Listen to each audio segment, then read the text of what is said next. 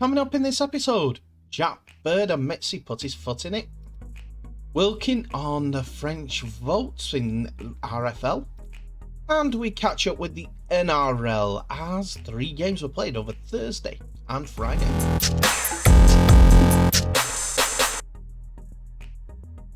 Hello ladies and gentlemen, and welcome back to the channel Held Dominance. Anthony here. Please remember to like and subscribe, and also click that notification bell if you're enjoying what you're seeing and if you want to continue seeing more. So we have got 3 stories, well, 3 areas of rugby league that we're going to cover today.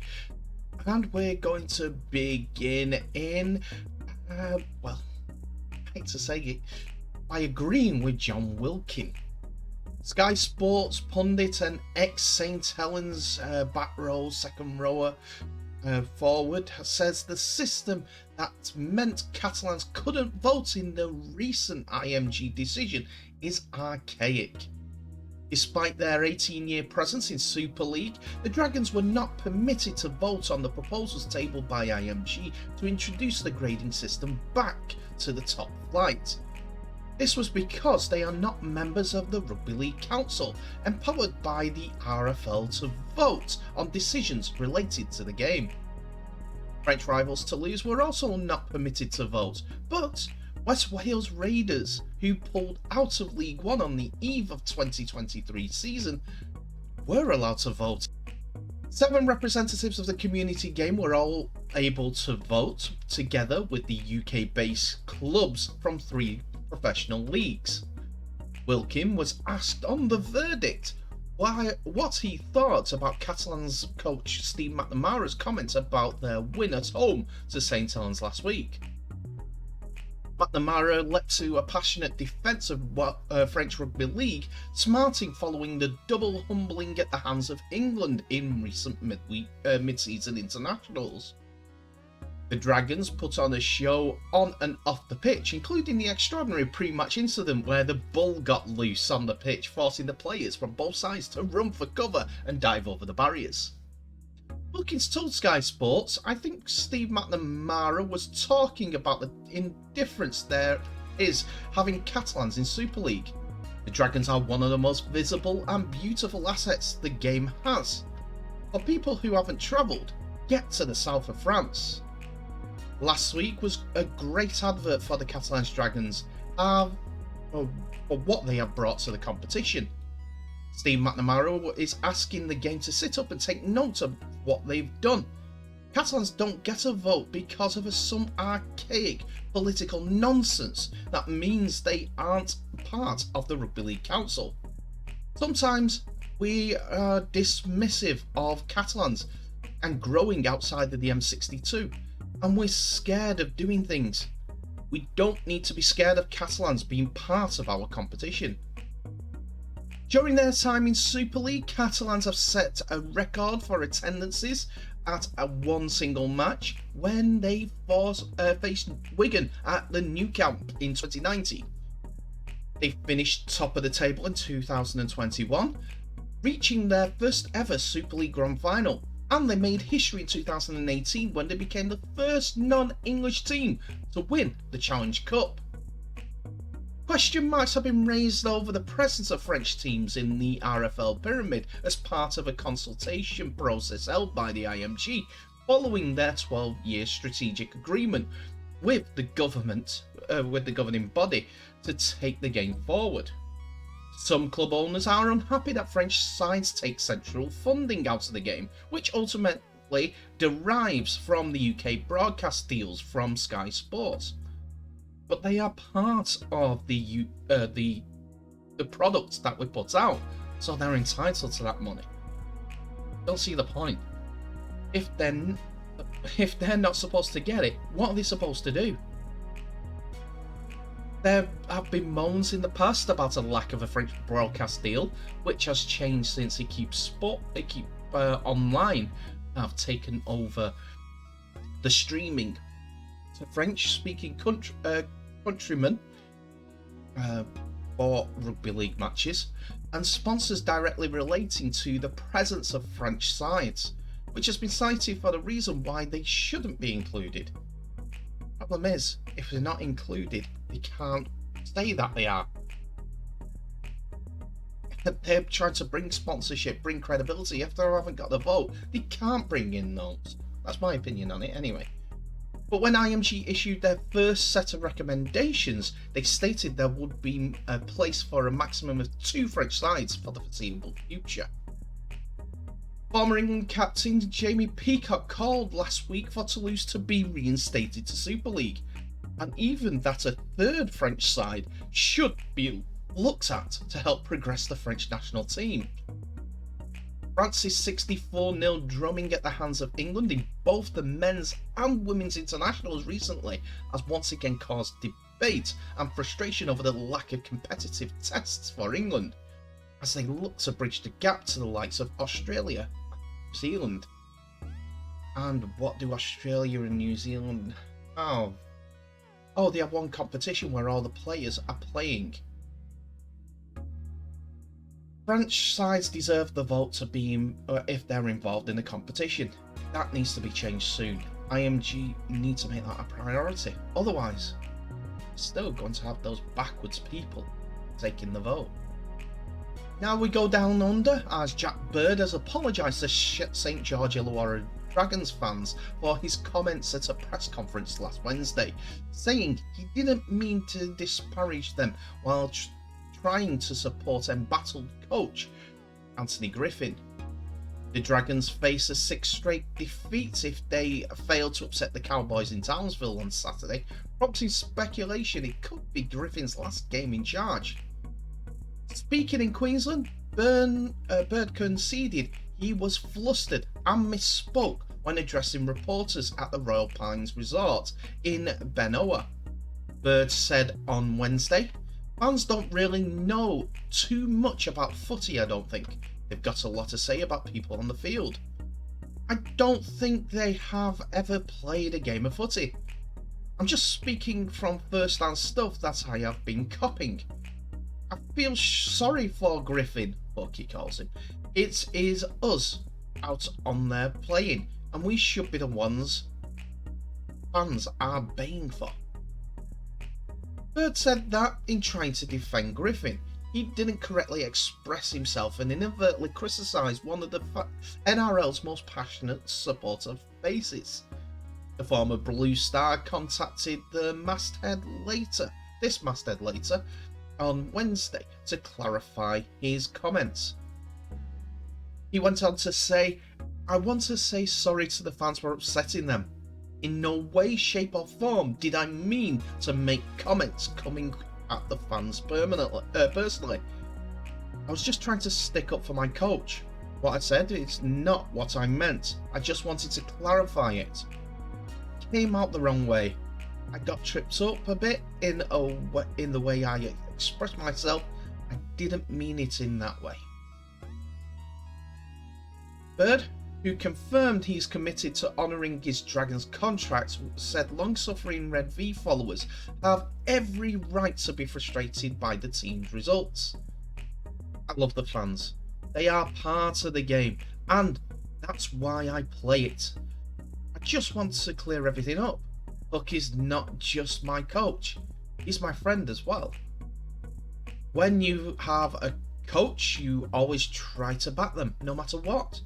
Obviously, he's under a lot of pressure, and I don't want to dog my own coach or see others talk rubbish about it. I was just sticking up for him. They pay their hard-earned money to come to games. In no way, shape or form am I attacking them personally, because I respect the fans and everything they do for the game. Without the fans, there is no game. I was just trying to stick up for my coach and protect him in that way. It just got out of hand. I didn't really know how to answer that question. It kind of got sprung on me, and I answered it in the wrong way.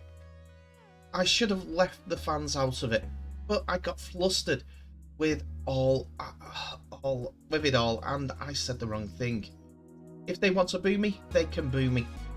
I was just trying to stick up for my coach. After I made the comments, I instantly feel bad.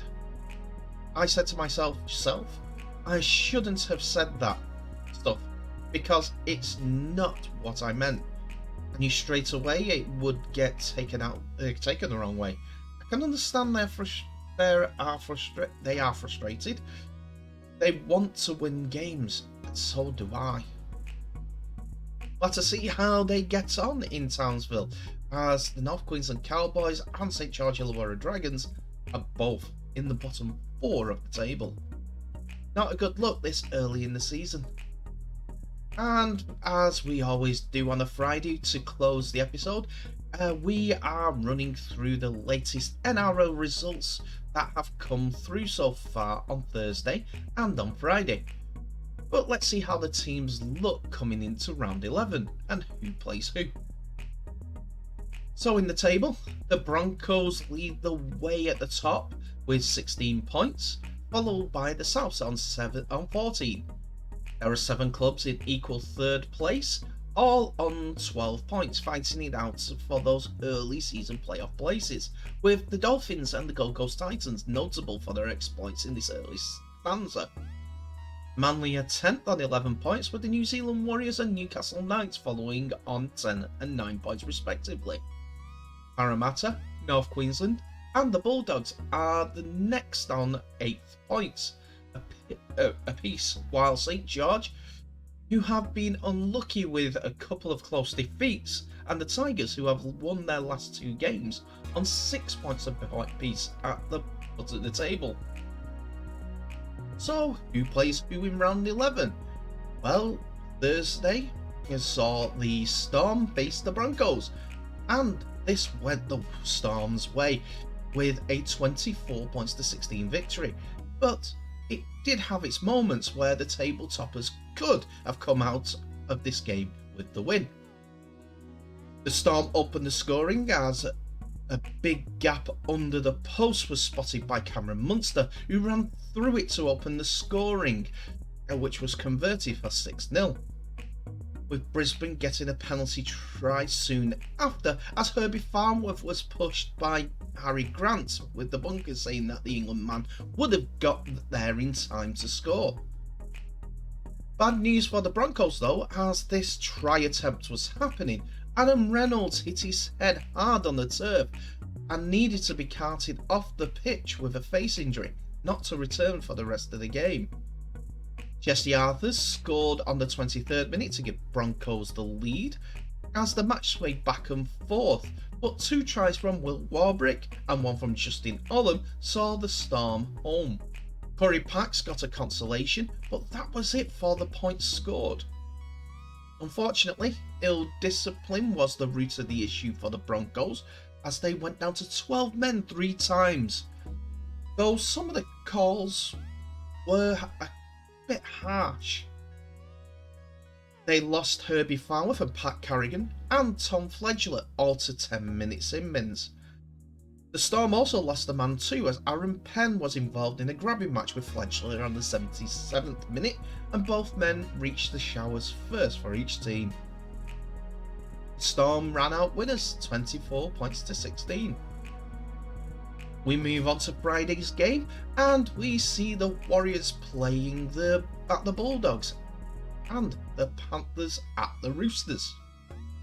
The Warriors in the first game came out victorious, 24 points to 12, after tries from Josh Curran, Adim Fanua-Blake and Dallin Watani-Zelezniak gave the Warriors the 18 points to 0 lead, with Sean Johnson perfect with a boot at half time. But the Bulldogs made a fight of it in the second half, due to Harrison Edwards and Jaden Okunbor scoring either side of a Warriors 4th try by Ronald Voltman. The Warriors had enough to see out the game until the final whistle and claim another win in an ever-improving season. Canterbury run out losers in this one, 12 points to 24. And Friday's second game saw the Panthers get a huge 48 points to 4 victory over the Roosters. The Panthers opened the scoring thanks to a Scott Sorensen try. The Panthers pushed the lead out to 24 points to 0 as Dylan Edwards, Sorensen's second, and Tyrone Peachey all got over the line for tries. Nathan Cleary converted all of them in the first half, going into the Sheds 24 points to 0 up. The second half continued like the first, with Brian Toto getting the half's first try, but the Roosters got one back from Corey Allen. But that was all she wrote for all in defence of the Roosters. Further tries from Sunaya Taruva, Jerome Luai, and a second from Peachey later on, as well as another half of flawless kicking from Cleary, took the 2 points to Penrith. 48 points to 4 to the Panthers. Is that restructure for the Roosters actually coming? And that's it for another episode, ladies and gentlemen. Thank you so much for watching. Please remember to like, subscribe and share this video worldwide, as well as clicking on that notification bell for any updates on new videos that may be coming your way in the future. Tell me what your thoughts are on today's episode in the comment section below, as it's open for business, but as long as you be respectful, you can say anything that you want, whether it's about improving this channel, growing the sport, games that you're going to, games that you've been before, anything. Totally up to you. But please continue to be respectful. Anyway, thank you so much for watching. Please remember to share this video worldwide. And I'll end the episode as you always do by wishing you all the very best. So please stay safe. And I'll see you in the next episode.